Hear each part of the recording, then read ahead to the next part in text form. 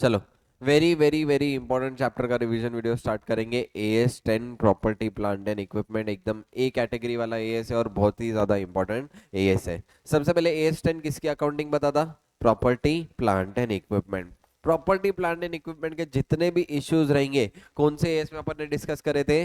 AS10 में। सबसे पहले आ गए थे AS10 में पीपी की डेफिनेशन से, पीपीआर टैंजिबल आइटम, यानी यहाँ पे टैंजिबल आइटम की बात की है क्या? यस, क्योंकि इनटैंजिबल आइटम कहाँ पे कवर है? AS26। तो यहाँ पे सिर्फ किसकी बात की है? Tangible item. तो क्या थी definition PPE? Tangible item held in use for production, supply of goods, supply of service, rental to other और administrative purpose and expected to be use for a period more than 12 months. बरोबर है क्या? बोलो रे। Yes, क्या यही definition पढ़े थे क्या? यस। उसके बाद यहाँ पे इन्होंने एडमिनिस्ट्रेटिव पर्पस को डिफाइन किया था। एडमिनिस्ट्रेटिव पर्पस मतलब क्या? सेलिंग एंड डिस्ट्रीब्यूशन में भी काम आ सकता, फाइनेंस एंड अकाउंटिंग में भी काम आ सकता है, या कोई अदर पर्सनल, मेरे ऑफिस में कॉफी वेंडिंग मशीन भी मेरे लिए पीपी होगी क्या? यस, क्योंकि वो पर्सनल के अदर फंक्शंस ऑफ एंटरप्राइज में काम आ रही है क्या? बोलो रे। यस। उसके बाद हर एएस में जैसे बताया था मैंने, ये एएस का भी स्कोप बताया कि भाई AS10 पीपी के लिए जनरल एएस है। अगर कोई स्पेसिफिक एएस पीपी के बारे में बात करता तो क्या मैं स्पेसिफिक एएस रेफर करूंगा क्या? यस। लेकिन वो पर्टिकुलर पीपी के बारे में कोई भी एएस में नहीं लिखा हुआ है तो कहाँ के रेफर करूंगा? AS10।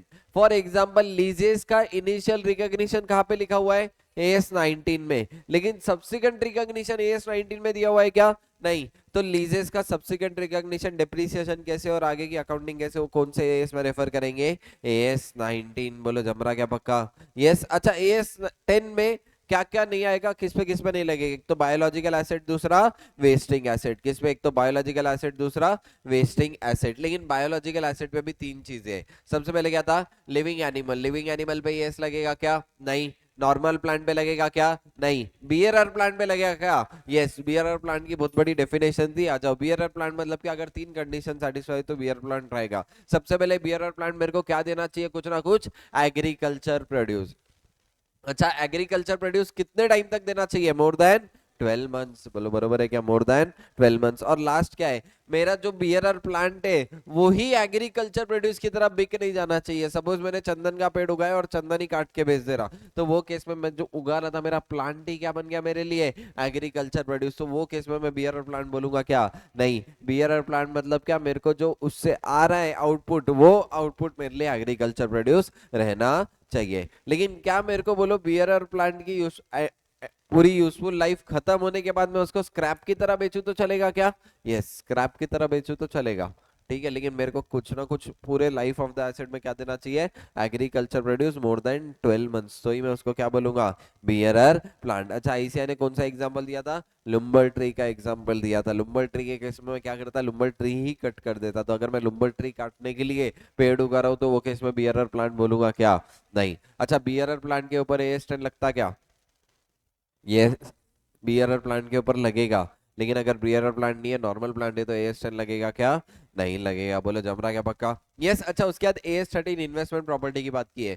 AS13 में इन्वेस्ट प्रॉपर्टी किस पे वैल्यू करते हैं बोला हुआ है? कॉस्ट पे। लेकिन वो कॉस्ट मॉडल कहाँ का रेफर करेंगे? AS10 का। इन्वेस्टमेंट वैल्यू करने के लिए जो कॉस्ट मॉडल लगता है वो कॉस्ट मॉडल कौन सा वाला रेफर करेंगे? AS10 का, जो अपन आगे अभी पढ़ने वाले हैं। बोलो जमा क्या तक? अरे बोलो रे। यस। उसके बाद आ गए थे रिकॉग्निशन क्राइटेरिया। रिकॉग्निशन क्राइटेरिया क्या था? It is probable that economic benefit associated with the asset will flow to the enterprise. And क्या है दूसरा? Cost can be measured reliably. यानी पहले इसमें मेरे को कुछ ना कुछ बेनिफिट मिलना, पूरे यूजफुल लाइफ में इकोनॉमिक बेनिफिट मिलना मेरे को फ्यूचर में भी, और जो मैं एसेट ले रहा हूँ एसेट की मैं कॉस्ट मेजर कर सकना। अच्छा, एक बात बताओ, बेनिफिट डायरेक्ट होना जरूरी है क्या? नहीं। इनडायरेक्ट बेनिफिट मिल रहा, मेरा जो एसेट है वो कोई और एसेट को हेल्प कर रहा मेरे को बेनिफिट देने के लिए, तो भी मैं उसको बेनिफिट कंसीडर करूंगा क्या? यस। जैसे पॉल्यूशन कंट्रोल इक्विपमेंट, क्या वो फैक्ट्री चलाने के लिए इनडायरेक्ट बेनिफिट दे रहा क्या? यस। तो वो केस में मैं उसको पीपी कंसीडर करूंगा क्या? यस, वो यहाँ पे लिखा हुआ है, PP may not directly increase future economic benefit, however they may necessary to obtain future economic benefit from its other asset. बोलो जमरा क्या बक्का? यस। अच्छा, बहुत बार एंटरप्राइज की मर्जी, अगर कोई एक इंडिविजुअल आइटम इनसिग्निफिकेंट वैल्यू का है तो मैं क्या उसको एग्रीगेट करके सिग्निफिकेंट बना के रिकॉर्ड कर सकता है क्या पीपी बोल के? Yes. Aggregate individually insignificant item. और दूसरी कंडीशन क्या थी? देखो दूसरी चीज क्या थी? अब अगर कोई पीपी की वैल्यू बहुत ज्यादा छोटी है या मटेरियल नहीं है, पीपी की वैल्यू क्या नहीं है, मटेरियल नहीं है, सपोज 10 रुपए की पेन मेरे लिए मटेरियल है क्या, नहीं, तो ये केस में एंटरप्राइज चाहे तो इसको पूरा का पूरा एक्सपेंस रिकॉर्ड कर सकते इवन इफ पीपी की डेफिनेशन मेट हो रही। पीपी की डेफिनेशन क्या थी, बोलो रे, बोलो, held in use for production, supply of goods services, rental to other administrative purpose and expected to be used for a period more than 12 month. मैं एडमिनिस्ट्रेटिव पर्पस के लिए पेन यूज कर रहा हूँ, 12 महीने से ज्यादा ये पेन काम आएगी, तो क्या ये 10 रुपए की पेन को मैं एसेट बोलूँ क्या, किसकी मर्जी है, एंटरप्राइज की मर्जी। पीपी को, इसको पीपी कंसिडर करना है नहीं करना किसकी मर्जी रहेंगी, एंटरप्राइज। कहाँ पे, where amount is not material. बोलो जम रहा क्या पक्का, यस। अच्छा, spare part, stand by equipment, service equipment, अगर पीपी की डेफिनेशन मेट हो गए तो एएस 10 में, अगर पीपी की डेफिनेशन मेट नहीं हुए तो एएस 2 में। बोलो जम रहा क्या पक्का, यस। अच्छा, मेजरमेंट, इनिशियल रिकॉग्निशन हमेशा किस पे करते हैं अपन, कॉस्ट मॉडल। सब्सिक्वेंट रिकॉग्निशन किस पे करता, बोलो, मेरे पास ऑप्शन है या तो कॉस्ट मॉडल पे करूंगा या रिवैल्यूएशन मॉडल पे करूंगा। बोलो जम रहा क्या पक्का, यस। अच्छा, पीपी रिकॉग्निशन कॉस्ट पे करेंगे, कॉस्ट मतलब क्या, कॉस्ट में क्या क्या आएगा, सबसे पहले परचेज प्राइस, क्या आएगा सबसे पहले, परचेज प्राइस। अच्छा, परचेज प्राइस का डिटेल में आगे याद दिलाओ तो परचेज प्राइस में क्या था, एक तो परचेज प्राइस, उसमें क्या ऐड करूंगा, non refundable taxes and duties, और क्या लेस करूंगा, ट्रेड डिस्काउंट ऑब्लिक रिबेट, बरोबर है क्या वो, यस। और क्या क्या आएगा, एनी डायरेक्टली एट्रीब्यूटेबल कॉस्ट, और क्या, D commissioning, restoration and similar liability, मैंने क्लास में ऐसे याद दिलाया था, डी कमीशनिंग, रिस्टोरेशन एंड कुछ तो भी बोल के था, याद आ रहा क्या, बोलो रे, यस। अच्छा, क्या क्या एक्सक्लूड होगा, ओपनिंग के खर्चे एक्सक्लूड हो जाएंगे क्या, यस। कोई न्यू प्रोडक्ट इंट्रोड्यूस कर रहा है उसके खर्चे आएंगे क्या, नहीं। अच्छा, मेरे को बिजनेस दूसरे लोकेशन से करना है, न्यू लोकेशन पे शिफ्ट होना है, तो रीलोकेशन के खर्चे आएंगे क्या, नहीं। और एडमिनिस्ट्रेटिव एंड जनरल ओवरहेड के कॉस्ट पीपी की कॉस्ट में आएगा क्या, नहीं आएगा। बोलो जम रहा क्या पक्का, यस। यहाँ पे सब कुछ डिटेल में दिया हुआ है, देखो परचेज में वही ड्यूटीज, नॉन रिफंडेबल टैक्सेस आएंगे, ट्रेड डिस्काउंट एंड रिबेट क्या कर दूंगा, रिड्यूस कर दूंगा। बोलो जम रहा क्या पक्का। डायरेक्टली एट्रीब्यूटेबल कॉस्ट मतलब क्या, cost incurred for bringing in asset to its present location and condition. Present location and condition या मैनेजमेंट जैसा ऑपरेट करना चाह रहा है, operating in the manner intended by management, जब तक वो कंडीशन में नहीं आता तब तक के पूरे खर्चे क्या रहेंगे, डायरेक्टली एट्रीब्यूटेबल कॉस्ट। बोलो क्या लिखा हुआ, it includes employee benefit, employee benefit आएगा क्या, यस। साइट प्रिपरेशन, मेरे को कोई एसेट का जमीन के अंदर गाड़ के बनाना है, जैसे टावर, मोबाइल टावर को जमीन के अंदर गाड़ना पड़ेगा क्या, यस। तो क्या पहले उसके लिए साइट प्रिपेयर करनी पड़ेगी क्या, यस। तो साइट प्रिपरेशन के भी खर्च आएंगे। इनिशियल डिलीवरी एंड हैंडलिंग, अच्छा कौन सी बोला हुआ है, इनिशियल डिलीवरी, इनिशियली जो डिलीवरी के खर्चे आएंगे ना वही आएंगे, सब्सिक्वेंट डेट पे अगर डिलीवरी और हैंडलिंग के खर्चे आएंगे क्या, नहीं। उसके बाद क्या है, इंस्टॉलेशन एंड असेंबली, कोई प्रोडक्ट को ऐसा इंस्टॉल करना पड़ सकता है, या फिर साइकिल वाला एग्जांपल दिया था, साइकिल मैंने फ्लिपकार्ट से ऑर्डर किया, उसको असेंबल करना पड़ेगा क्या, बोलो रे, यस। अच्छा, cost of testing and trial run, क्या टेस्टिंग एंड ट्रायल रन के खर्चे भी ऐड करूंगा क्या, यस। लेकिन उसमें से क्या डिडक्ट कर दूंगा, नेट प्रोसीड। सपोज टेस्टिंग के लिए अगर मैंने कुछ प्रोडक्ट सेल किया तो जो टेस्टिंग का खर्चा आया माइनस सेल प्रोसीड्स करके फिर कॉस्ट में कंसीडर करूंगा। अच्छा, इसके ऊपर एक क्वेश्चन था, एक अम्यूजमेंट पार्क था, एक अम्यूजमेंट पार्क ने ट्रायल के लिए टिकट 50% डिस्काउंट में बेची। अब मेरे को बताओ 50% डिस्काउंट क्या मेरे लिए कॉस्ट का पार्ट है क्या, नहीं है। क्यों नहीं है 50% टिकट का डिस्काउंट कॉस्ट का पास, क्योंकि वो ऑपरेटिंग लॉसेस है, और अपन आगे देखने वाले हैं कि ऑपरेटिंग लॉसेस क्या हो जाते हैं, बोलो, एक्सक्लूड हो जाते हैं। ऑपरेटिंग लॉसेस क्या हो जाते हैं, एक्सक्लूड। यानी टिकट कोई डिस्काउंट में बेचा, डिस्काउंट देना कोई मेरे लिए कॉस्ट नहीं है, तो वो मेरे लिए एक तरीके से ऑपरेटिंग लॉस है, और मैं क्या कर दूंगा, एक्सक्लूड कर दूंगा। जो प्योरली ट्रायल रन या टेस्टिंग के खर्चे होंगे वही इंक्लूड होंगे। बोलो जमरा क्या पक्का, यस। प्रोफेशनल फीस कोई भी तरह की हो इंक्लूड होगी क्या, यस। उसके बाद क्या क्या एक्सक्लूड होगा देखे थे, आ जाओ। Opening a new facility, opening के खर्चे आएंगे क्या, नहीं। इंट्रोडक्शन के आएंगे क्या, नहीं। एडमिनिस्ट्रेटिव जर्नल ओवरहेड आएंगे क्या, नहीं। एबनॉर्मल लॉस कभी भी आता क्या, नहीं। अच्छा, खर्चे कब तक ऐड करते जाऊंगा, बोलो, जब तक पीपी रेडी फॉर यूज नहीं हो जाता। एक बार पीपी रेडी फॉर यूज हो गया उसके बाद के सारे खर्चे कहाँ डालूंगा, पी एंड एल में। कहाँ डालूंगा, पी एंड एल में। Repair and maintenance first time कर रहा हूं मैं, जब एसेट खरीद के लाया, सपोज सेकेंड हैंड बाइक खरीदा, उसके ऊपर रिपेयर एंड मेंटेनेंस कर रहा, पीपी रेडी फॉर यूज नहीं हुआ था, तो क्या रिपेयर एंड मेंटेनेंस के खर्चे भी जाएंगे क्या कॉस्ट में, यस। जब तक पीपी रेडी फॉर यूज नहीं हो जाता। इनिशियल वाले पूरे खर्चे डालूंगा, लेकिन एक बार पीपी रेडी फॉर यूज हो गया उसके बाद के खर्चे लूंगा क्या? नहीं, उसके बाद के कोई भी खर्चे नहीं लूंगा, किसके बाद के? रेडी फॉर यूज जब पीपी हो गया था। बोलो जम रहा क्या पक्का? यस। नेक्स्ट क्या है? स्टाफ ट्रेनिंग आएगा क्या? नहीं। रीलोकेटिंग रीलोकेशन के खर्चे आएंगे क्या? नहीं। नेक्स्ट क्या है? Interest on deferred credit term. Deferred credit term मतलब क्या? अगर मैं कैश में ले रहा था तो सस्ते में आ रहा था, लेकिन अगर मैं 1 साल का क्रेडिट पीरियड लूं तो एसेट महंगे में मिल रहा। यानी एक तरीके से क्या है? सस्ता महंगा क्यों है? Because it involves interest cost. तो कैश और क्रेडिट प्राइस के डिफरेंस को क्या रिकॉर्ड करना चाहिए? Interest cost. और बीपी कैश प्राइस पे रिकॉर्ड करूँ या क्रेडिट प्राइस पे? कैश प्राइस पे। किस पे रिकॉर्ड करूंगा? कैश प्राइस पे। बोलो जम रहा क्या पक्का? यस। दोनों के डिफरेंस को ही क्या बोलते हैं अपन? Interest on deferred credit terms. अच्छा, रिसर्च कॉस्ट। रिसर्च कॉस्ट मतलब क्या? रिसर्च कॉस्ट कोई नया तरीके का एसेट बना रहा है, उसके ऊपर रिसर्च के खर्चे लग रहे हैं। बोलो कब से मैं रिसर्च कॉस्ट के खर्चे ऐड करना चालू कर दूंगा? जब प्रोडक्ट फिजिबिलिटी डिटरमाइन हो गई, यानी मेरे को पता लग गया कि पक्का मेरा एसेट बनने ही वाला है, वो डेट से मैं क्या करूंगा? रिसर्च कॉस्ट के खर्चे ऐड करूंगा। उसके पहले कि रिसर्च कॉस्ट के खर्चे पूरे P&L लेके जाऊंगा, एक्सपेंस आउट कर दूंगा। बोलो जमरा क्या पक्का? यस। उसके बाद क्या है? Decommissioning, restoration and similar liability. मैंने तुमको बोला था ये सब खर्चे कब होंगे? After the end of useful life. PP की लाइफ खत्म होने के बाद, पीपी की लाइफ खत्म होने के बाद ये खर्चे होने वाले। लेकिन एक बात बताओ, क्या ये related to the life of asset ही है क्या? ये सपोज 10 साल की लाइफ थी, 10 साल मैंने एसेट यूज किया, इसलिए 10th ईयर में खर्चे हो रहे? बोलो यस और नो। यस। अगर मैं इसको कॉस्ट में नहीं लूं तो पूरा का पूरा 10th ईयर का मेरा P&L में अचानक से बहुत बड़ा खर्चा चले जाएगा। बोलो यस और नो। यस। इसको भी एसेट की कॉस्ट में कंसीडर करना चाहिए, इसलिए मैं डीकमीशनिंग, रिस्टोरेशन, सिमिलर लायबिलिटीज जो भी रहेंगी at the end of life of the asset, वो भी मैं आज की डेट में क्या करूंगा? ऐड करूंगा। बरोबर है क्या? लेकिन क्या एज इट इज ऐड करूंगा क्या? नहीं। मैं उसको कौन सी ऐड करूंगा? प्रेजेंट वैल्यू या फिर डिस्काउंटेड वैल्यू। यानी पहले, सबसे पहले तो क्या करना? फ्यूचर में कितने खर्चे होने वाले उसका एस्टिमेट करना। क्या करना? फ्यूचर में जो भी खर्चे होने वाले उसका एस्टिमेट करना। बोलो जमरा क्या पक्का? यस। फिर एक बार एस्टिमेट कर ले, उसके कौन सी वैल्यू ऐड करेंगे? डिस्काउंटेड वैल्यू या फिर प्रेजेंट वैल्यू ऐड करेंगे। बोलो जमरा क्या पक्का? यस 100%। ठीक है, आ जाओ। अगर कुछ भी मेरी इनकम हुई पीपी से, डायरेक्ट इनकम है तो पीपी बना देना इनकम है, डायरेक्ट इनकम है तो adjust from the cost of PP. लेकिन अगर डायरेक्ट इनकम नहीं थी तो कहाँ लेके जाऊंगा? Statement of P&L। अगर नॉट डायरेक्टली रिलेटेड तो स्टेटमेंट ऑफ P&L। जैसे यहाँ पे पार्किंग का रेंट आया, पार्किंग का रेंट पीपी के रिलेटेड नहीं था, P&L को लेके जाओ। लेकिन जो मैं बना रहा था एसेट, उसमें से कुछ भी स्क्रैप मटेरियल बचा तो उसको किस में से लेस कर दूंगा? कॉस्ट में से लेस करूंगा। क्या करूंगा? कॉस्ट में से लेस। बोलो जमरा क्या पक्का? यस। अच्छा, cost of self constructed asset में, मेरी खुद की फैक्ट्री थी, मैं मेरी खुद की फैक्ट्री में दूसरों के लिए बेचने को बताता था, एक प्रोडक्ट मैंने खुद के लिए बनाया, तो वो केस में क्या? मैंने एसेट को खुद के लिए कंस्ट्रक्ट किया क्या? यस। तो cost of self constructed asset कैसे लेना? मैंने तुमको बोला था AS2 का कॉस्ट का चार्ट याद करना। क्या था AS2 का चार्ट? Cost compromises of 3 things: purchase cost, conversion cost, other cost. बोलो बरोबर है क्या? ये तो वही वाला पूरा चार्ट लगा के cost of self constructed asset निकाल लेना। खाली हर बार एक चीज ध्यान रखना, क्या एलिमिनेट करेंगे अपन? इंटरनल प्रॉफिट एलिमिनेट करेंगे। क्या एलिमिनेट करेंगे? इंटरनल प्रॉफिट्स एलिमिनेट कर दूंगा। बोलो जमरा क्या पक्का?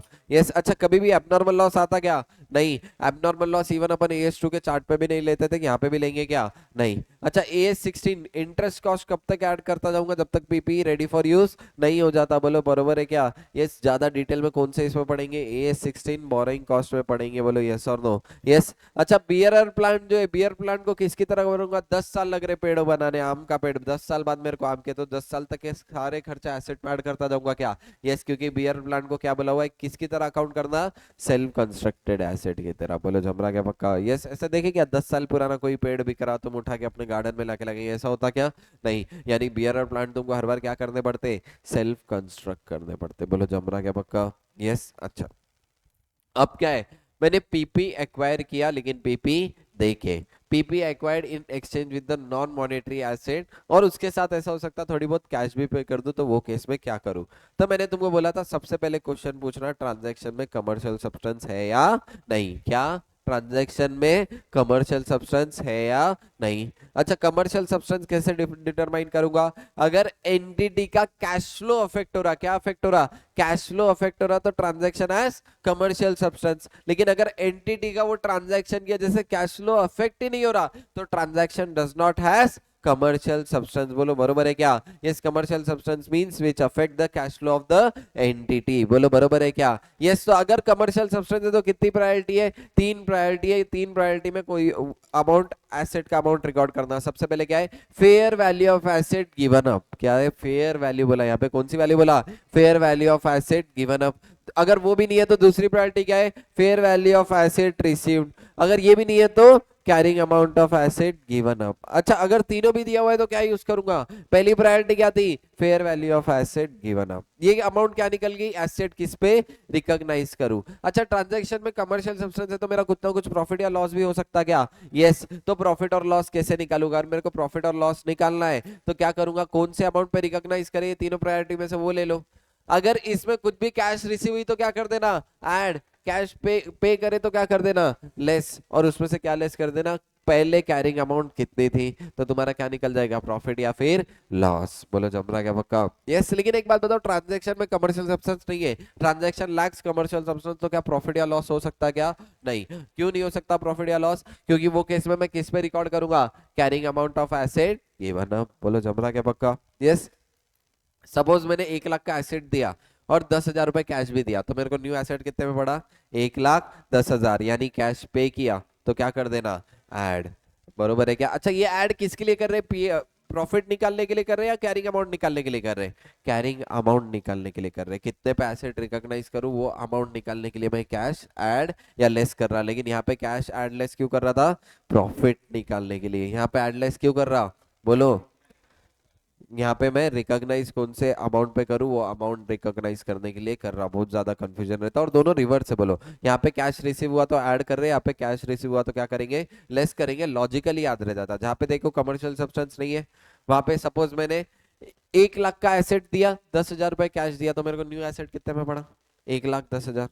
मैंने 1 लाख का एसेट दिया, सॉरी, मैंने 1 लाख का एसेट दिया और बदले में मेरे को 20,000 रुपए भी मिले और नया एसेट भी मिला, यानी नया एसेट मेरे को कितने में पड़ा?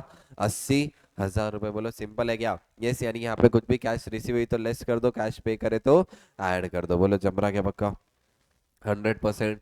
ठीक है, चलो। अच्छा, यहाँ पे एक चीज बोला हुआ है, अगर fair value of asset received is more reliable, तो मैं उस पर भी रिकॉग्नाइज कर सकता। मतलब ये प्रायोरिटी में चेंज कर सकता अगर मैं इस पे ज्यादा रिलाय कर सकता इससे ज्यादा। बोलो जम रहा क्या पक्का? यस, ठीक है, चलो आ जाओ नेक्स्ट। कुछ स्पेशल केसेस में कॉस्ट को कैसे डिटरमाइन करूंगा? कंसोलिडेटेड प्राइस, 4 एसेट के लिए एक सिंगल प्राइस पे किया, वो केस में कैसे डिटरमाइन करूं एक एक एसेट की कॉस्ट? तो अपन क्या करेंगे? टोटल कॉस्ट अपोर्शन करेंगे on the basis of fair value of each asset. कौन से बेसिस पे अपोर्शन करेंगे? Fair value of each asset. अच्छा, फाइनेंस लीज कौन से, कैसे डिटरमाइन करूंगा कॉस्ट? AS19। गवर्नमेंट ग्रांट है तो क्या बोला हुआ है? कैरिंग अमाउंट में से रिड्यूस कर देना। डिटेल में कहाँ पढ़ेंगे? AS12 में। बोलो जम रहा क्या पक्का? Yes, very very very very important. Treatment of subsequent cost, अगर regular day to day repair and maintenance है, कहाँ लेके जाऊंगा? P&L। लेकिन ऐसा कोई खर्चा है जिससे मेरी यहाँ तो एसेट की लाइफ बढ़ जा रही या एसेट की यूजफुल लाइफ बढ़ रही? क्या क्या बढ़ रहा? एसेट की यूजफुल लाइफ या फिर एसेट की एफिशिएंसी। क्या क्या इंक्रीज हो रहा है? यूजफुल लाइफ और एफिशिएंसी। तो वो वाले खर्चे में क्या करूंगा? कैपिटलाइज करूंगा। क्या करूंगा? कैपिटलाइज करूंगा। बोलो जम रहा क्या पक्का? यस। और क्या है? मेजर रिप्लेसमेंट या मेजर इंस्पेक्शन या मेजर ओवरऑल हो रहा है, कोई 3-4 साल बाद कोई मेजर पार्ट रिप्लेस कर दे रहा है। सपोज प्लेन और इंजन वाला एग्जांपल दिया था। प्लेन की यूजफुल लाइफ अलग थी, इंजन की यूजफुल लाइफ अलग थी। 3 साल बाद में प्लेन का इंजन बदल रहा, प्लेन एज इट इज है क्या? यस। तो वो केस में कैसे करूंगा? तो सबसे पहले क्या ले लो? कैपिटलाइज WDV ऑफ एसेट ले लो। बोलो यस और no? Yes, WDV of asset as a whole है। ये क्या है? एसेट एज अ होल, मतलब प्लेन की भी है और इंजन की भी है। टोटल WDV है, उसमें से न्यू पार्ट का कॉस्ट क्या कर देना? ऐड।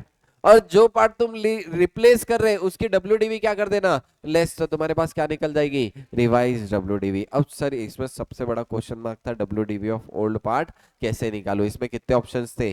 3 ऑप्शन थे। सबसे पहले ब्रेकअप कौन दे देगा? सप्लायर इनिशियल डेट का ब्रेकअप दे दिया, फिर इनिशियल डेट से डिप्रीशिएशन माइनस करते जाओ। बोलो यस और नो? यस। सप्लायर ने ब्रेकअप नहीं दिया तो इनिशियल डेट पे क्या देखना? फेयर वैल्यू कितनी थी, फेयर वैल्यू में से डिप्रीशिएशन माइनस कर दो। बोलो यस और नो? यस। अगर दोनों भी नहीं है तो थर्ड वाला बहुत खतरनाक था। थर्ड वाला क्या करेंगे? Present value of replacement cost, क्या लूंगा मैं, present value of replacement cost, और उसके बाद जो present value of replacement cost आ गई उसको भी क्या कर दूंगा, डेप्रिसिएट करके डब्ल्यूडीवी निकाल लूंगा। बोलो तीनों ऑप्शन थे क्या? यस देखो क्या है, सबसे पहले breakup from the suppliers invoice, बरोबर है क्या? दूसरा क्या है, fair value at the time of purchase के टाइम की मैंने फेयर वैल्यू ले लिया, और तीसरा क्या है, present value of replacement cost. बोलो जम रहा क्या पक्का? यस 100%। ठीक है, अब इनिशियल रिकॉग्निशन अपन ने किस पे किया था, कॉस्ट मॉडल में। मैंने सब्सिक्वेंट रिकॉग्निशन बोला, तुम्हारे ऊपर ऑप्शन है कौन सा मॉडल ले सकता है, इधर ऑन द कॉस्ट मॉडल और रिवैल्यूएशन मॉडल। लेकिन जो भी चीज सेलेक्ट करे वो एंटायर क्लास ऑफ पीपी के लिए सेम करना कंसीडर करना पड़ेगा क्या? यस अच्छा, एंटायर क्लास ऑफ पीपी मतलब क्या, जिनका सिमिलर नेचर है और यूज है, क्या है, सिमिलर नेचर और यूज है। बोलो जम रहा क्या पक्का? यस 100%। कॉस्ट मॉडल में क्या लूंगा, डायरेक्टली कॉस्ट लूंगा, उसमें से एक्यूमुलेटेड डेप्रिसिएशन और इंपेयरमेंट लॉसेस लेस कर दूंगा। तो रिवैल्यूएशन मॉडल में मैं क्या लूंगा, कॉस्ट की जगह पे फेयर वैल्यू, कॉस्ट की जगह पे क्या लूंगा, फेयर वैल्यू। याद रखना AS10 में हर जगह पे वर्ड कौन सा यूज किया है, फेयर वैल्यू। तो फेयर वैल्यू में से क्या लेस करूंगा, accumulated depreciation and impairment losses. तो मेरी कॉस्ट रिवैल्यूएशन मॉडल में कैरिंग वैल्यू निकल जाएगी क्या? यस देखो क्या है, fair value at the date of revaluation less accumulated depreciation less impairment losses. बोलो जम रहा क्या पक्का? यस फिर उसके बाद ये very very important chart, first time revaluation कर रहा और प्रॉफिट हुआ, कहां लेके जाऊंगा, revaluation surplus. First time revalue कर रहा, लॉस हुआ, कहां लेके जाऊंगा, P&L में। सब्सिक्वेंट डेट पे रिवैल्यू कर रहा, प्रॉफिट हुआ, पहले भी प्रॉफिट था, कहां लेके जाऊंगा, रिवैल्यूएशन सरप्लस। अभी भी प्रॉफिट था, पहले भी प्रॉफिट था, रिवैल्यूएशन सरप्लस। अभी लॉस है, पहले भी लॉस था, कहां लेके जाऊंगा, P&L। बोलो जमरा क्या पक्का? यस अच्छा, अभी प्रॉफिट है लेकिन पहले लॉस था, तो पहले जितना लॉस तुम P&L को लेके गए थे उतना क्या कर दो, रिवर्स कर दो। वो रिवर्स करने के बाद कुछ अमाउंट बची तो कहां लेके जाना, रिवैल्यूएशन सरप्लस में। बोलो जमरा क्या पक्का? Charge to the profit and loss account to the extent of previous varied then credited to the revaluation surplus. बोलो जमरा क्या पक्का? यस अभी लॉस हो रहा, पहले प्रॉफिट हुआ था, तो पहले जितना प्रॉफिट तुमने रिवैल्यूएशन सरप्लस को डाले उतना पूरा रिवर्स कर दो। अगर उसके बाद भी कुछ बचा तो कहा जाएंगे then charge to the profit and loss account. बोलो जमरा क्या पक्का? यस अच्छा, एक भी आइटम बीपी का रिवैल्यू करे तो क्या उसकी पूरी क्लास रिवैल्यू होगी क्या? यस क्योंकि मैंने तुमको बोला रिवैल्यूएशन मेथड किस पे लगेगी, एंटायर क्लास ऑफ पीपीई। बोलो जमरा क्या पक्का? यस उसके बाद फ्रीक्वेंसी ऑफ रिवैल्यूएशन, अगर पीपी की फेयर वैल्यू में वोलाटाइल चेंजेस है, हर साल उसकी फेयर वैल्यू चेंजेस हो रही है, तो मैं क्या करूंगा, एनुअल रिवैल्यूएशन। लेकिन पीपी की वैल्यू में इनसिग्निफिकेंट चेंजेस है, कभी कभी चेंजेस होते हैं, तो मैं कब करूंगा रिवैल्यूएशन, 3 साल या 5 साल। बोलो जमरा क्या पक्का? यस अच्छा, रिवैल्यूएशन में अब देखो, रिवैल्यूएशन में दो चीजें, एक तो एसेट में से मैं हर साल डेप्रिसिएशन माइनस कर दे रहा था, where depreciation is directly charge to the PP, directly charge to the PP and profit and loss account. अगर सपोज 1000 रुपए का एसेट था, 400 रुपए डेप्रिसिएट हुआ, तो मेरे बुक्स में एट प्रेजेंट कितने पे होगा, 600। यानी क्या मेरे बुक्स में नेट कैरिंग अमाउंट पे है क्या? Yes PP shown in the books net carrying amount की, केस में मेरे को टेंशन ही नहीं लेना। 600 था, 600 की फेयर वैल्यू अगर 800 है, तो सीधा सीधा मैं 200 से पीपी बढ़ा दूंगा, एंट्री क्या होगी, PP account debit to revaluation gain. बोलो बराबर है क्या? यस अगर लॉस हुआ, फेयर वैल्यू कम है, फेयर वैल्यू है 400, 200 का लॉस है, क्या करूंगा, revaluation loss account debit to PP. बोलो जमरा क्या पक्का? यस ये सिंपल था।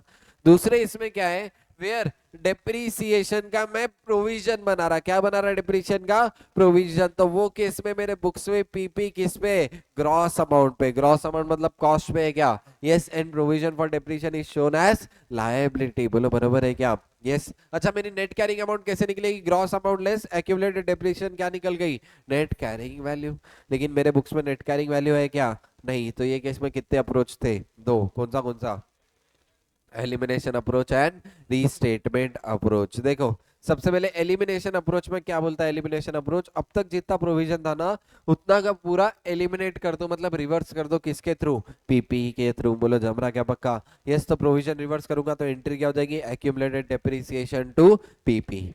और उसके बाद में जैसे नॉर्मल ये वाला केस था वैसे ही ट्रीट करना, अगर गेन है तो पीपी टू रिवैल्यूएशन, लॉस है तो रिवैल्यूएशन लॉस टू पीपी। बोलो जमरा पक्का? यस दूसरी अप्रोच कौन सी है, रीस्टेटमेंट अप्रोच में मैं क्या निकालूंगा, परसेंटेज ऑफ गेन और लॉस निकालूंगा। अच्छा परसेंटेज किसको कंपेयर करूंगा, नेट कैरिंग वैल्यू को परसेंटेज कंपेयर करके निकालूंगा। कैसे, fair value minus net carrying value divide by net carrying value into 100। कैसे निकालूंगा, fair value minus net carrying value by net carrying value into 100। तो मेरा क्या निकल गया, परसेंटेज ऑफ गेन और लॉस। ये जो भी परसेंटेज आया इससे मैं एसेट की कॉस्ट भी बढ़ाऊंगा और एक्यूमुलेटेड डेप्रिसिएशन भी कम करूंगा, या फिर बढ़ाऊंगा, या फिर लॉस है तो मैं कॉस्ट भी कम करूंगा और एक्यूमुलेटेड डेप्रिसिएशन भी कम करूंगा, ये परसेंटेज से। बोलो जम रहा क्या पक्का, यस। अच्छा अगर सपोज गेन है तो क्या एंट्री होगी, reval PP account debit to revaluation gain and to accumulated depreciation, बरोबर है क्या, यस। अच्छा इसमें पीपी और एक्यूमुलेटेड डेप्रिसिएशन परसेंटेज से मल्टीप्लाई करके निकालूंगा, बोलो यस और नो, यस। अच्छा अगर लॉस है तो एंट्री क्या होगी, revaluation loss account debit accumulated depreciation account debit to PP, बोलो बरोबर है क्या, बोलो रे, यस 100%। अच्छा अब इधर ध्यान देना, रिवैल्यूएशन सरप्लस का जो भी बैलेंस है वो किसको ट्रांसफर हो जाएगा, रेवेन्यू रिजर्व्स को। रिवैल्यूएशन सरप्लस का जो भी बैलेंस रहेगा वो किसको ट्रांसफर होगा, रेवेन्यू रिजर्व। लेकिन जब भी मैं रिवैल्यूएशन सरप्लस का बैलेंस रेवेन्यू रिजर्व में ट्रांसफर करूंगा, ये क्या पीएनएल के थ्रू करूंगा क्या, नहीं। Transfer from revaluation surplus to revenue reserve are not made through the statement of profit and loss account, बोलो करेक्ट है क्या, बोलो रे, यस 100%। अच्छा और क्या देखो, whole surplus transferred when the asset is retired और डिस्पोज्ड, बोलो जमरा क्या बक्का, यस। एसेट एक बार रिटायर हो गया या फिर डिस्पोज हो गया, पूरा का पूरा सरप्लस कहाँ पे ट्रांसफर कर दूंगा, किसको ट्रांसफर कर दूंगा, रिटेन्ड अर्निंग्स को। रिटेन्ड अर्निंग मतलब क्या, रेवेन्यू रिजर्व्स। अच्छा रेवेन्यू रिजर्व्स को मैं क्या और बोलता, रिटेन्ड अर्निंग, क्योंकि क्वेश्चन बैंक में क्या वर्ड यूज किया है, रिटेन्ड अर्निंग्स वर्ड यूज किया है, याद आ रहा क्या, बोलो रे, यस। अच्छा अब यहाँ पे एक इंपॉर्टेंट चीज है, सम ऑफ सरप्लस में भी ट्रांसफर्ड, कुछ सरप्लस में हर साल ट्रांसफर करूंगा, कौन सी अमाउंट है वो, depreciation based on revalued carrying amount and depreciation based on the original cost, यानी दोनों डेप्रीसिएशन का डिफरेंस मैं हर साल क्या करूंगा, रिवैल्यूएशन सरप्लस में से ट्रांसफर किसको कर दूंगा, रिटेन्ड अर्निंग्स को, मतलब रेवेन्यू रिजर्व्स को। बोलो जमरा क्या बक्का, बोलो रे, ठीक है। यहाँ पे एक एग्जांपल दिया हुआ था, देखो एग्जांपल में मैं सिंपल बात बता रहा, याद दिला रहा। मेरी एसेट की कॉस्ट कितनी थी, बोलो, मेरी एसेट की कॉस्ट थी 1400 का एक्यूमुलेटेड डेप्रिसिएशन था, नेट कैरिंग वैल्यू आ गई 600, बरोबर है क्या। एलिमिनेशन अप्रोच में 400 का पूरा डेप्रिसिएशन क्या कर दूंगा, रिवर्स कर दूंगा, और इसको मेरे को 1500 करना था आई गेस, है ना।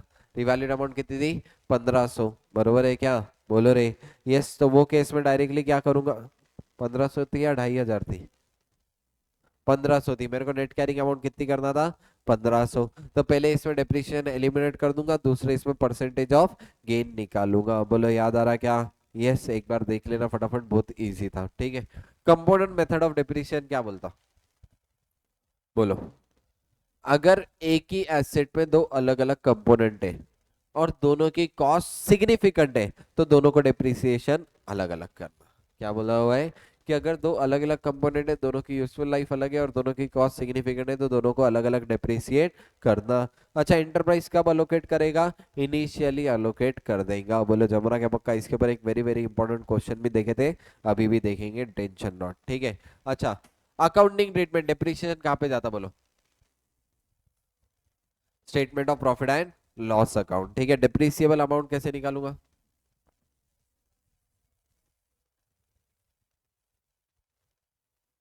कॉस्ट माइनस रेसिडुअल वैल्यू, तो क्या निकल जाएगी, डेप्रिसिएबल अमाउंट, बोलो जमना क्या पक्का, यस। अच्छा यूजफुल लाइफ हर बार किसके एंगल से लूंगा, एंटरप्राइज कितने साल यूज करने वाली है उससे। अब देखो मैं शोरूम में कार परचेस करने गया, शोरूम वाले ने बोला कार 10 साल चलेगी, लेकिन एंटरप्राइज को 6 साल यूज करना था, तो मेरे लिए 6 साल है या 10 साल, 6 साल। हर बार अपने किसके ये देखना है, expected to be available for use by an enterprise. Residual value क्या करता मैं हर बार, एस्टिमेट करूंगा, क्या करूंगा, रेसिडुअल वैल्यू एस्टिमेट। अच्छा ये कब रिव्यू करना चाहिए दोनों, यूजफुल लाइफ और residual value, at the end of each financial year मैंने रिव्यू करना चाहिए, और कुछ भी चेंजेस है तो कौन से एएस के हिसाब से करूंगा, AS5 changes in accounting estimate बोलूंगा इसको, बरोबर है क्या, यस। अच्छा AS5 कैसा इस पे इफेक्ट बोलता, प्रोस्पेक्टिव या रेट्रोस्पेक्टिव, प्रोस्पेक्टिव इफेक्ट, कैसा इफेक्ट दूंगा?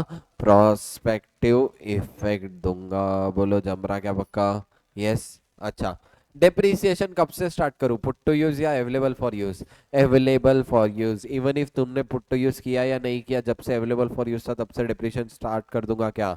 यस। अच्छा, डेप्रिसिएशन कब करना बंद कर दूंगा? सबसे पहला केस था क्या है? When residual value exceeds it carrying amount. बोलो कुछ भी डेप्रिसिएशन करने का अमाउंट बचा है क्या? फिर नहीं। या फिर एसेट का जब डी रिकॉग्नाइज हो गया। बोलो जमरा क्या पक्का? यस। अच्छा, जब एसेट आइडल था वो साल में भी डिप्रिसिएशन लगाऊंगा क्या? यस। आइडल से कुछ भी फर्क नहीं पड़ता, मैं पक्का डिप्रिसिएशन लगाते रहूंगा, खाली कब रुकूंगा? When residual value exceeds carrying amount, या फिर एसेट डी रिकॉग्नाइज कर दिया, या फिर हेल्ड फॉर डिस्पोजल। बोलो जमरा क्या पक्का?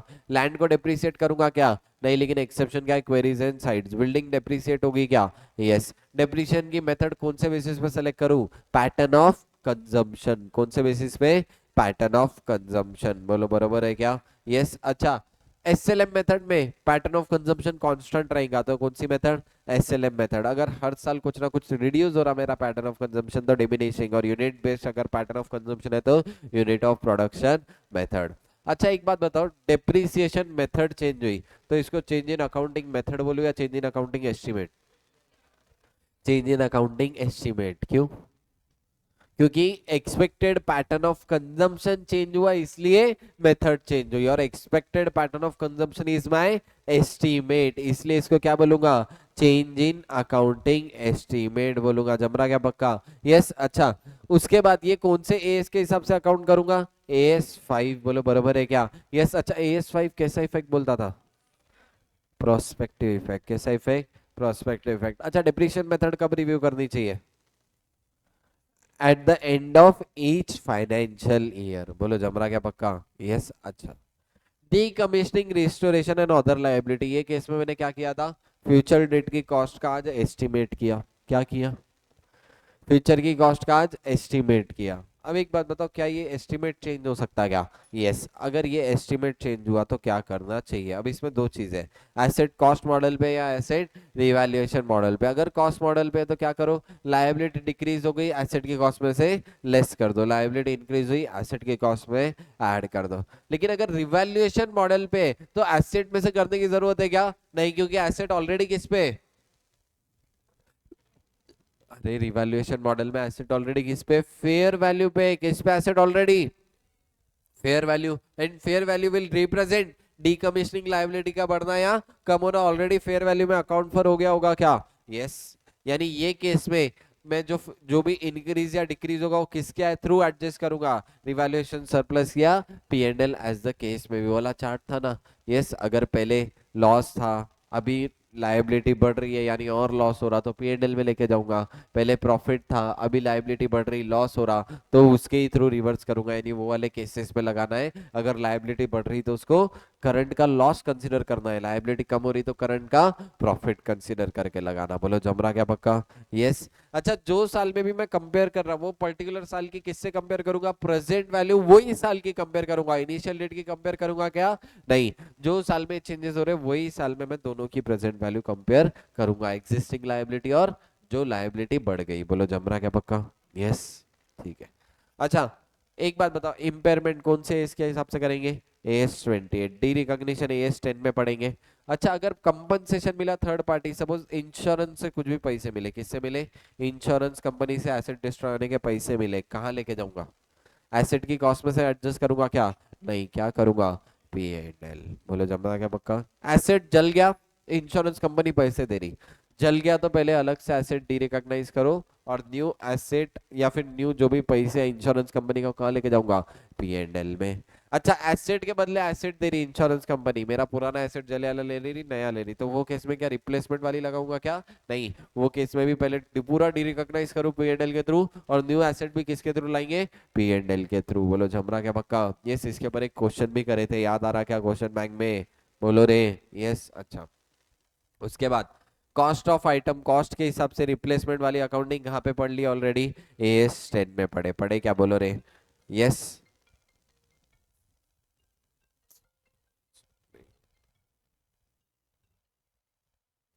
नेक्स्ट देखो, अगर पीपी को रिटायर कब करूंगा?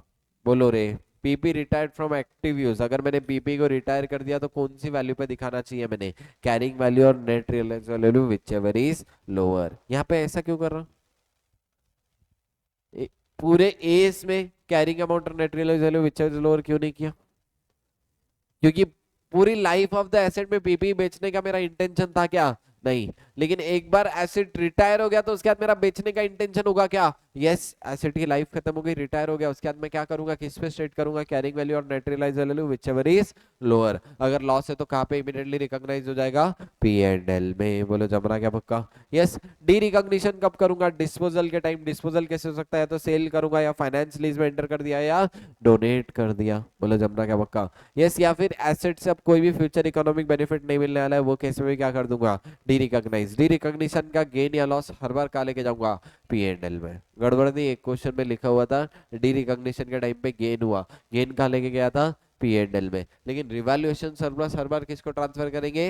Revenue reserve, retain earning. लेकिन वो पी एंड एल के थ्रू होता क्या? नहीं, वो पी एंड एल के थ्रू होता क्या? नहीं। बोलो जमरा क्या पक्का? यस। अच्छा, कैसे निकलेगा गेन और loss? Net disposal minus carrying amount. बोलो जमरा क्या पक्का? यस। चलो, यहाँ पे मैंने तुम्हारे को डिस्क्लोजर्स की समरी दी है, सिंपल बात होता हूँ, opening balance, addition, deletion, depreciation, closing balance क्या कर दो? सब कुछ डिस्क्लोज। यूजफुल लाइफ क्या कर दो? Disclose. Residual value disclose. Method of depreciation कौन सी सेलेक्ट करे? डिस्क्लोज। तुम्हारा कॉस्ट मॉडल पे या रिवैल्यूएशन मॉडल पे क्या कर दो? डिस्क्लोज कर दो। ये क्या हो गई तुम्हारे डिस्क्लोजर की समरी। बाकी सब डिस्क्लोजर एक बार R1 थे, एक बार पढ़ लेने को मैंने कहा था। बोलो जमरा क्या पक्का? एक बार फास्ट क्वेश्चन पे आ जाओ, कुछ क्वेश्चंस मैंने इंपॉर्टेंट क्वेश्चन तुम्हारे लिए छाट के रखे हैं, ठीक है?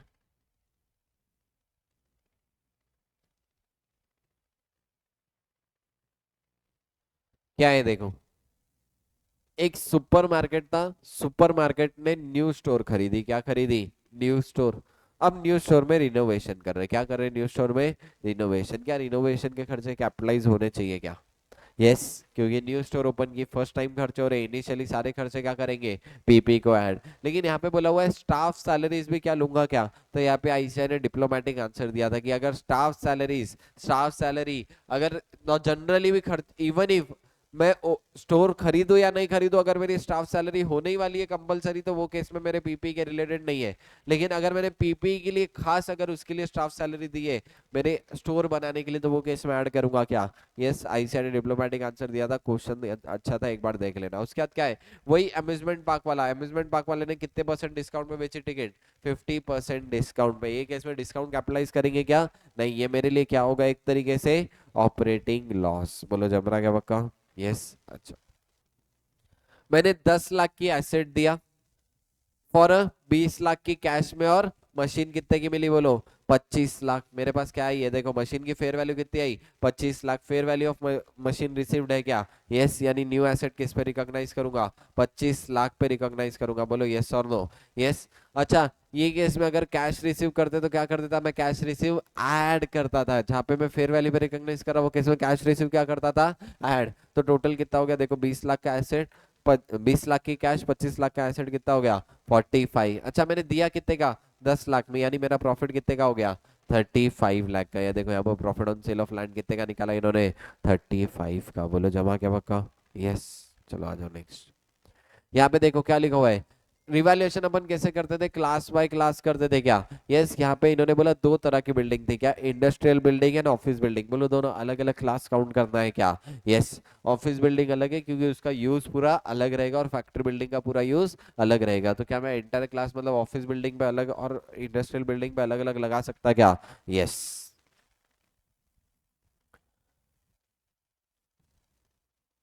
चलो, एनटीटी बी ने ओन यूज के लिए बिल्डिंग कंस्ट्रक्ट किया, बिल्डिंग कंप्लीट हो गई थी 1 नवंबर, लेकिन एनटीटी बी ने ये यूज करना स्टार्ट किया 1 मार्च से।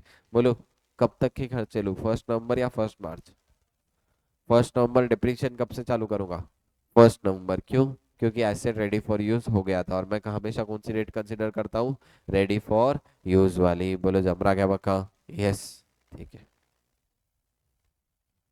ये वाला क्वेश्चन चलो मेरे को फटाफट बताओ, एसेट की कॉस्ट में क्या क्या आएगा? क्या कॉस्ट ऑफ प्लांट आएंगे क्या? बोलो रे। Yes. Initial delivery and handling, yes initial वाली है क्योंकि site preparation. Yes. Consultant fees advice आएंगे क्या? यस। डिफर्ड क्रेडिट इंटरेस्ट आएगा क्या? नहीं आता, बोलो जम रहा क्या पक्का? एस्टिमेटेड डिसमेंटलिंग आएगा क्या? यस। ऑपरेटिंग लॉसेस आएंगे क्या? नहीं, तो यहाँ पे मेरी क्या निकल जाएगी? Total cost. चलो, ये केस में मेरे पास मशीनरी एक्वायर किया कितना मैंने? 2.5 करोड़। डिप्रीशिएशन कितना कर रहा था? 10% per annum at the beginning of year 3। यहाँ पे क्या दिया हुआ है? बिगिनिंग दिया हुआ है, यानी मेरे को कितने साल का डिप्रीशिएट करना पड़ेगा? 2 साल का। 2 साल का डिप्रीशिएट करूंगा तो मेरी वैल्यू कितनी आ जाएगी? 2 करोड़। मैंने रिवैल्यू कितने पे किया? 3 करोड़ पे, यानी कितने का हो गया रिवैल्यूएशन सरप्लस? 1 करोड़ का रिवैल्यूएशन सरप्लस हो गया। बोलो जम रहा क्या पक्का? यस। अच्छा, उसके बाद और क्या हुआ? अब यहाँ पे थोड़ी गड़बड़ तरीके से बोला हुआ है। यहाँ पे 5 ईयर अगो बच्चे क्या करते? इग्नोर कर देते। ये 5 year ago very very important है। ये 5 साल पहले बता रहा था क्या? 5 साल पहले मैंने एसेट खरीदा, 2 साल पहले हो गए, और अब 8 साल बाकी और मैं 1 करोड़ 12 लाख 50 हजार पे रिवैल्यू कर रहा, यानी 2 साल बाद और एडिशनल कितने साल हुए होंगे? 3। एडिशनल कितने साल? 3 साल। यानी मेरे को यहाँ पे 3 साल का और डिप्रिसिएशन करना था, तो मेरी कैरिंग अमाउंट कितनी आती? 1 करोड़ 87 लाख 50,000। अब अगर मैं रिवैल्यू कर रहा हूँ 1 करोड़ 12 लाख, तो कितने का लॉस होगा? 75 लाख। बोलो बरोबर है क्या? यस। और दूसरे केस में कितने का लॉस था? जहाँ पे मशीनरी में 42 लाख 50,000 पे बेच रहा, वो केस में 1 करोड़ 45 लाख। अच्छा, डिस्पोजल के टाइम में जितना भी रिवैल्यूएशन सरप्लस का बैलेंस रहा, मैं किसको ट्रांसफर कर देता? Retain earning. रिटेन अर्निंग मैंने तुमको क्या? रिटेन अर्निंग मतलब क्या? Revenue reserves. बोलो जम रहा क्या पक्का? यस।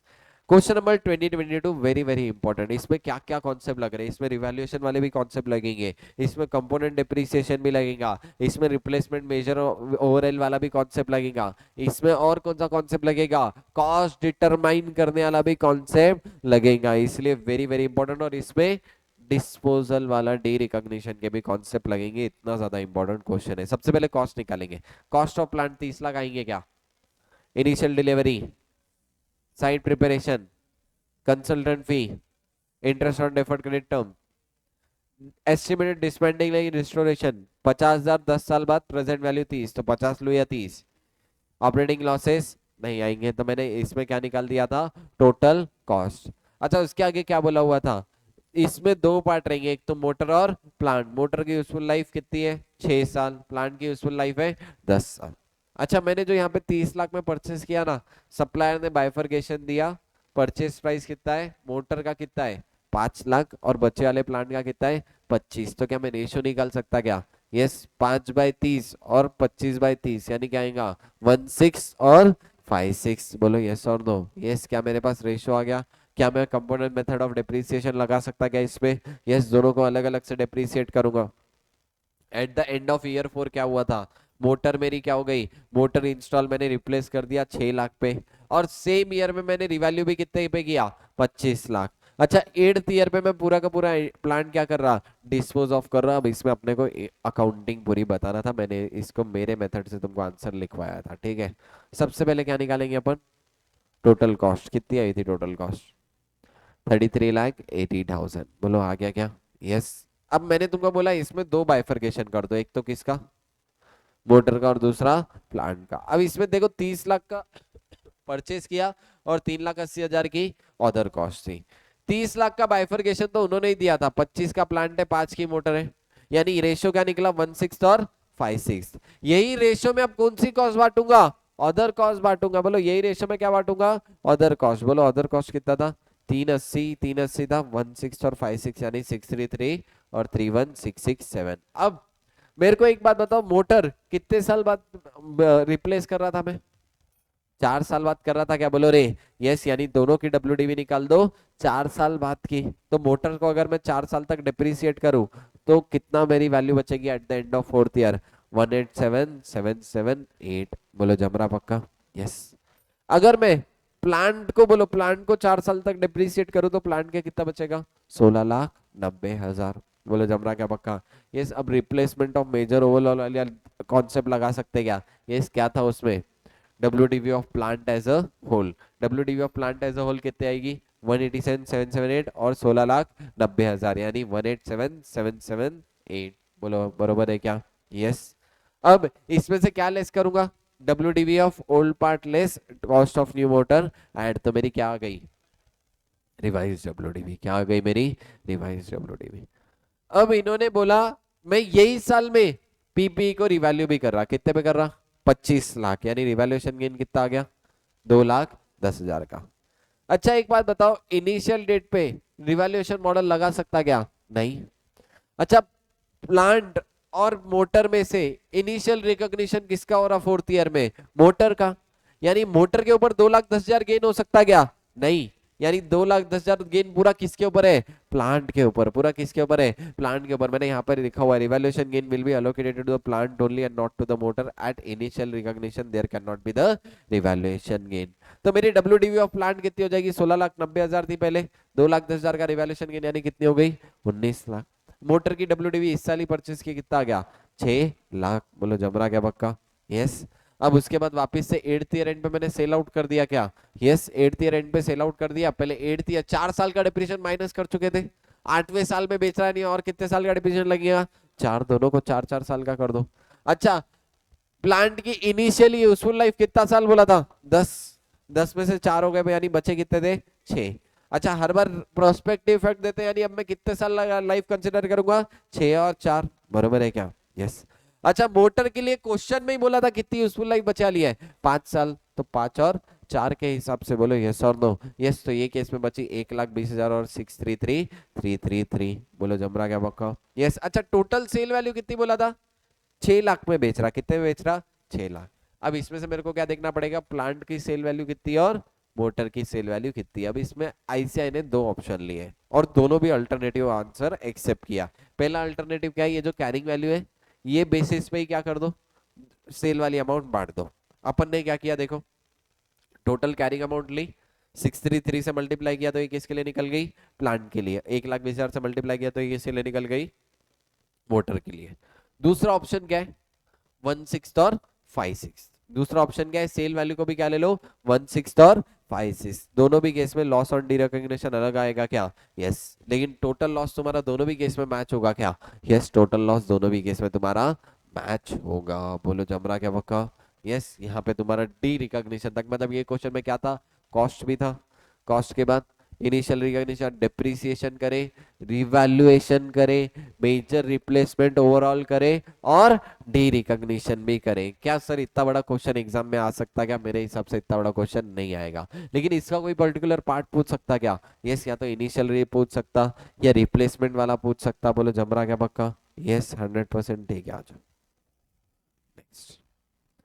देखो 23 क्वेश्चन है, रिवाइज डब्ल्यूडीवी का क्वेश्चन है। ये केस में तुम्हारे को इनिशियली टरबाइन और हेवी मशीन का जो था उसका बाइफर्केशन नहीं दिया था। ये क्वेश्चन में तुमको क्या निकालना? Present value of replacement cost. क्या निकालना था? Present value of replacement cost. देखो टरबाइन 4 साल बाद बदल रहा था, 8% डिस्काउंटिंग रेट दिया हुआ है और न्यू टरबाइन है 450 लाख। बोलो कैसे निकालेंगे? 1 डिवाइड बाय 1.08। क्या? 1 डिवाइड बाय 1.08 इक्वल टू कितने? 6 साल। करो कितना? इंटू 450।